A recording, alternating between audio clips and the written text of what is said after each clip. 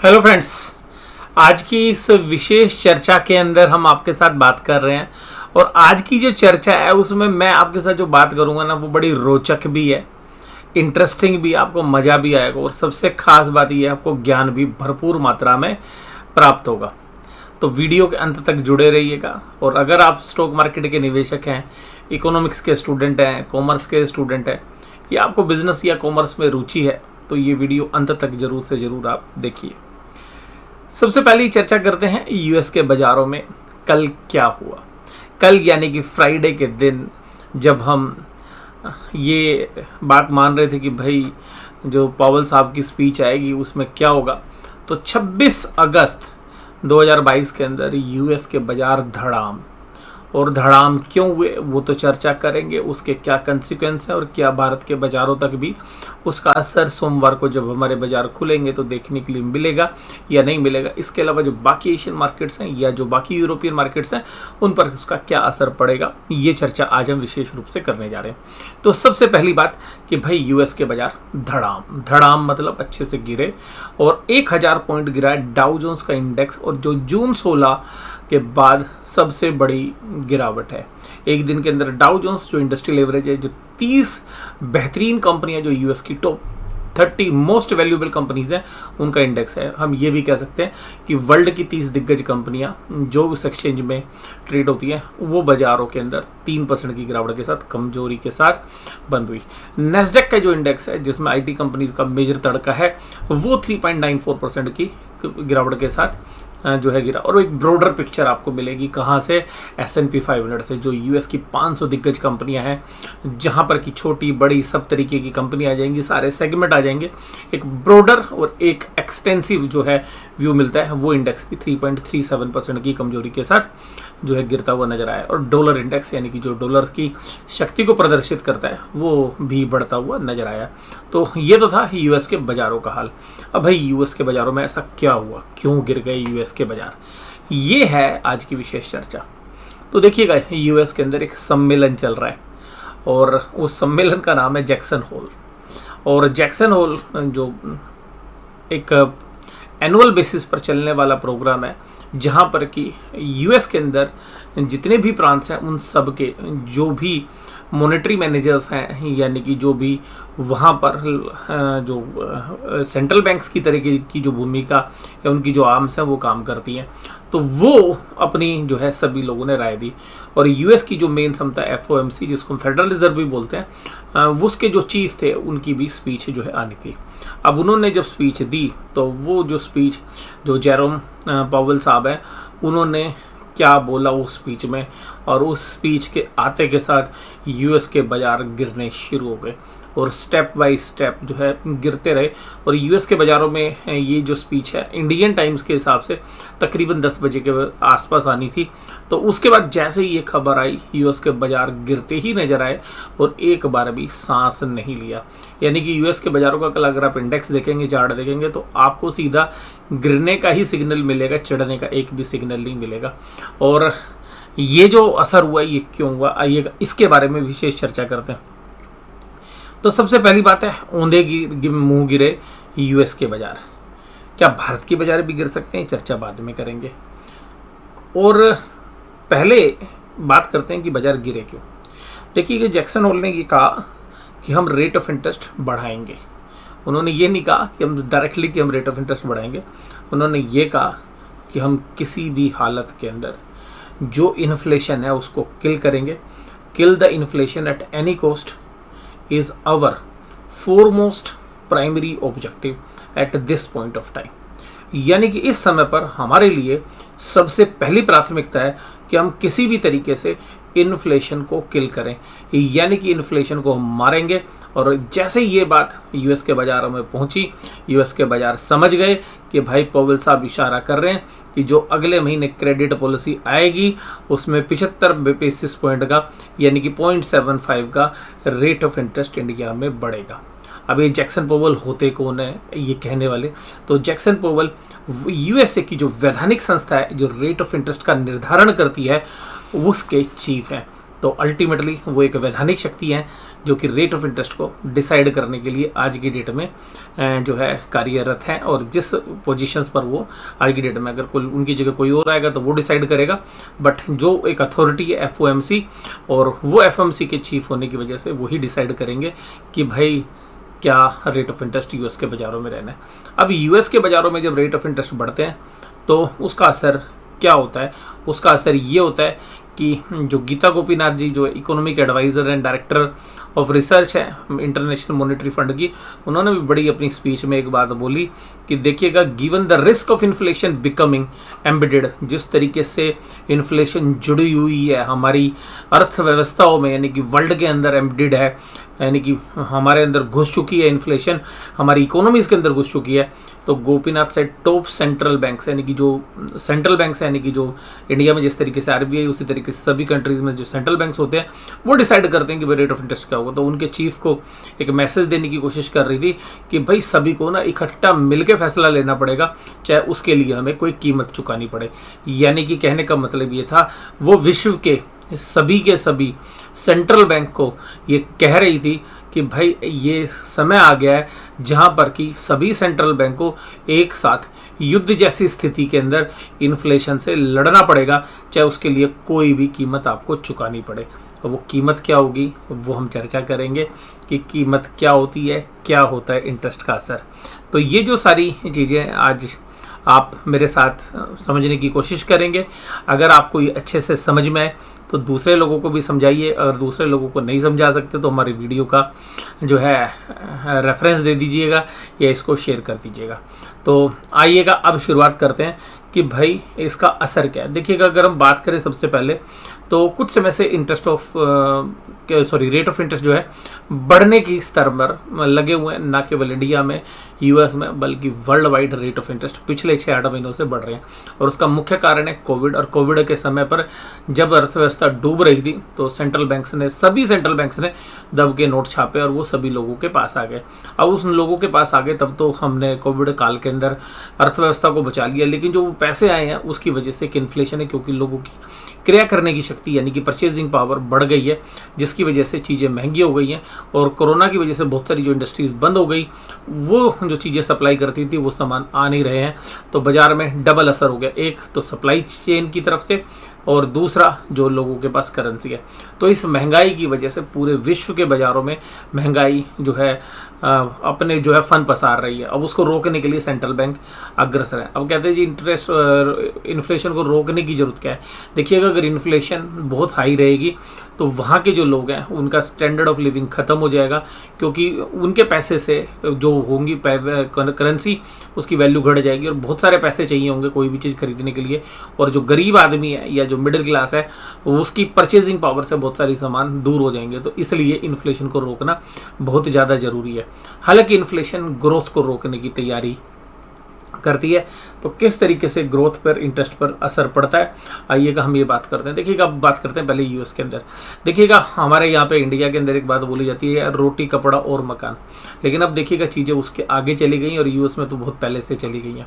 US के अंदर रोटी कपड़ा और मकान की बात नहीं होती है, वहाँ पर बात होती है रोटी कपड़ा मकान, इंटरनेट और मौज एंड मस्ती, जिसमें घूमना भी है, फिरना भी है, और कुछ हद तक हम ये कहें कि नशा करना भी है, और बहुत सारी एक्टिविटीज़ हैं जिनको मैं यहाँ पे आपके साथ जो है शेयर ना करूँ तो बहुत सारी ऐसी एक्टिविटीज़ हैं जिनको मैं अगर गिनाने लगूँगा तो बहुत लंबी लिस्ट हो जाएगी।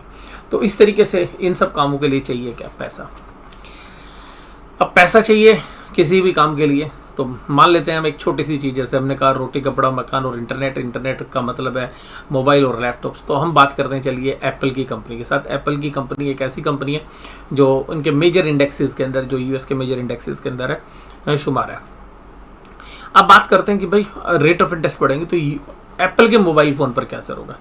मान लीजिएगा एक एप्पल की मोबाइल फ़ोन की कंपनी किसी मोबाइल को $3000 में सेल करती है, जो उसके जो फ़ोन्स हैं वो $3000 के प्राइस में, जो भी लेटेस्ट मोबाइल हम उसकी बात करें तो $3000 में आता है। और अगर हम उसकी इंस्टॉलमेंट करते हैं, ईएमआई करते हैं, तो मान लीजिएगा 12 महीने की ईएमआई करते हैं तो वो $300 आती थी पहले। अब अगर रेट ऑफ इंटरेस्ट बढ़ जाएंगे तो वो 300 की जगह $330 आएगी। तो अल्टीमेटली जो ओरिजिनल कॉस्ट है एप्पल मोबाइल फ़ोन के यूज़र की वो बढ़ जाएगी। तो इसी तरीके से जो लोग घर लेते हैं उनके लिए घर की कीमत बढ़ जाएगी, जो लोग गाड़ी लेते हैं गाड़ी की कीमत बढ़ जाएगी। लेकिन मैं मोबाइल से शुरुआत करता हूँ, फिर गाड़ी पे आपको कोरिलेट करने की कोशिश करूँगा। आप बताइए, अगर मोबाइल की कीमत बढ़ जाएगी तो यूएस के बाज़ारों में क्या होगा? पहले यूएस की ही बात करेंगे। तो जो यूएस के अंदर भी जो लोग खरीदने की सोच रहे थे वो थोड़े समय के लिए डेफर कर देंगे, या वो प्लान करेंगे कि भाई अभी अपना मोबाइल को रिप्लेस ना करके 2 महीने बाद या 3 महीने बाद कर लेंगे। और जो नए यूज़र्स हैं वो भी थोड़ा डेफर करेंगे। तो इसकी वजह से क्या होगा, एप्पल फ़ोन के जो डिमांड है उस पर इम्पैक्ट पड़ेगा। अगर लो डिमांड होगी, इसका मतलब है कि भाई कंजम्पशन नहीं है, भाई आप कंज्यूम नहीं करोगे कि चीज़, तो अल्टीमेटली उस प्रोडक्ट की डिमांड कम हो जाएगी। अगर डिमांड कम होगी तो एप्पल की कंपनी क्या करेगी, लो प्रोडक्शन करेगी, वहाँ पे बनाएगी भी कम। अब कंपनी अगर कम माल बनाकर बेचेगी तो अल्टीमेटली क्या होगा, लो प्रॉफिट होगा। और जो उसके पास प्रॉफिट ही कम होगा, माल ही कम बनाएगी, तो क्या करेगी, अपने कुछ कर्मचारियों को निकाल देगी, रॉ मटेरियल कम खरीदेगी, तो लो एम्प्लॉयमेंट आ जाएगा, एम्प्लॉयमेंट की गति कम होगी। अगर उसको लगेगा कि डिमांड ही नहीं है तो वो नई फैक्ट्री भी नहीं खोलेगी, नई इन्वेस्टमेंट भी नहीं करेगी, तो अल्टीमेटली लो इन्वेस्टमेंट हो जाएगी। अगर लो इन्वेस्टमेंट होगी तो क्या होगा, उसकी वजह से इन्वेस्टमेंट आपकी कम है तो लो ग्रोथ हो जाएगी, तो अल्टीमेटली इकोनॉमी के अंदर इसका नेगेटिव असर पड़ेगा।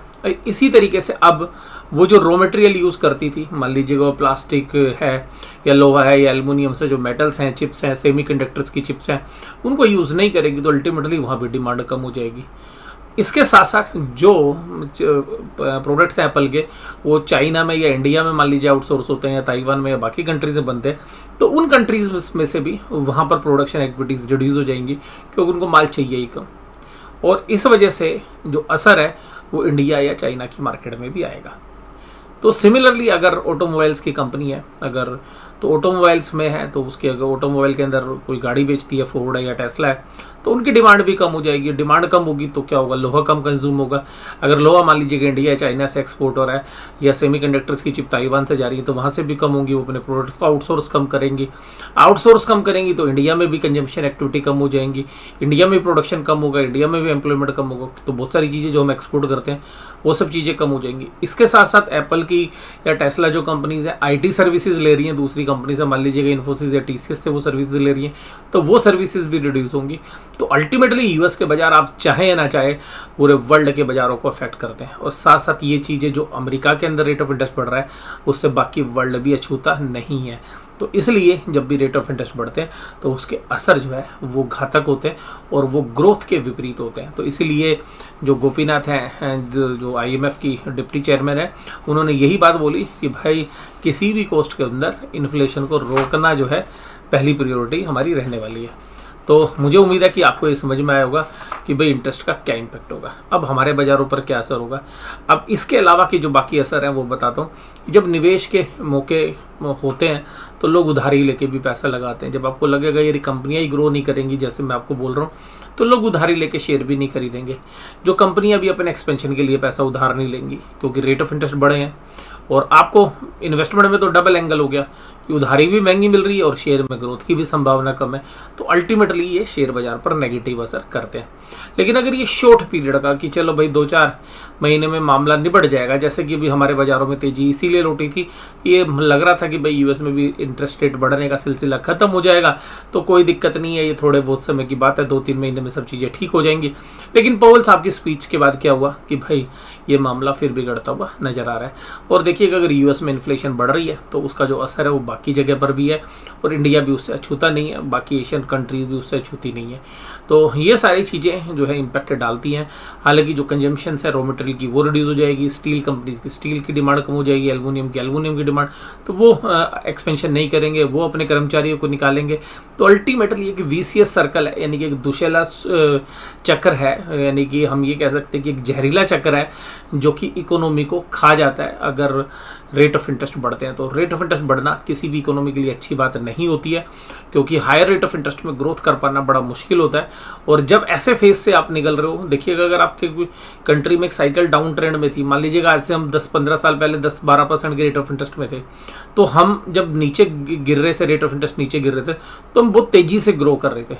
अब मान लीजिएगा हम बॉटम से उल्टा उसी साइड में चलने लग जाए, दूसरी दिशा में चलने लग जाए, मान लीजिएगा हम 5% की रेट ऑफ इंटरेस्ट पे आ गए थे और दोबारा से 7 पे पहुंच रहे हैं, हैं तो अल्टीमेटली हमारे लिए असर और ज़्यादा खतरनाक होता है, क्योंकि हम नीचे से ऊपर की तरफ जा रहे हैं। और सिमिलरली यूएस के अंदर भी लगभग 0 रेट ऑफ इंटरेस्ट की तरफ आ गए थे, अब वो अगर बढ़ने की तरफ आ रहे हैं तो उनके ऊपर भी एक नेगेटिव इम्पैक्ट हो रहा है। तो रेट ऑफ इंटरेस्ट किसी कंट्री में अगर आज से 5 साल 10 साल 15 साल पहले कम थे और वो लगातार घट रहे थे तो उस कंट्री के लिए बहुत ही अच्छा हो रहा था, क्योंकि एम्प्लॉयमेंट के लिए जो है मैन्युफैक्चरिंग हो रही थी, मैन्युफैक्चरिंग के लिए पैसा मिल रहा था, सस्ती कैपिटल मिल रही थी, इन्वेस्टमेंट के लिए शेयर्स खरीदने के लिए, बॉन्ड खरीदने के लिए भी सस्ता पैसा मिल रहा था।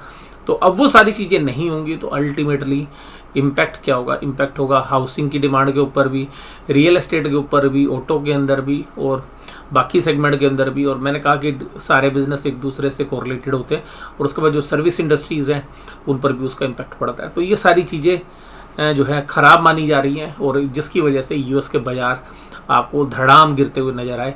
तो आपको मैंने एक फंडामेंटल रीजंस बताया, देखिएगा टेक्निकल रीजंस अलग होते हैं, कितना गिरना चाहिए था कितना नहीं गिरना चाहिए वो एक अलग मुद्दा है, बट फंडामेंटल रीजंस थे कल शेयर बाज़ार के गिरने के यूएस के अंदर। और मुझे उम्मीद है कि ये सारी चीज़ें आपको समझ में आई और मुझे लगता है कि इसका असर इंडिया में भी होगा, थोड़ा हो या ज़्यादा हो, बट देर सवेर हमारे बाज़ार भी ऊपर की लेवल्स पर हैं। तो हमें लग रहा है कि आने वाले समय में इंडिया के बाज़ार भी पेनफुल हो सकते हैं। लेकिन मैं अब इस चर्चा के अंदर एक बात आपको ज़रूर बताना चाहूँगा जो आपको ध्यान से समझनी है। आप में से बहुत सारे लोग कहते हैं कि सर जब बाजार गिरता है तब भी आप खुश होते हो, जब बाजार चढ़ रहा होता है तब भी खुश होते हो।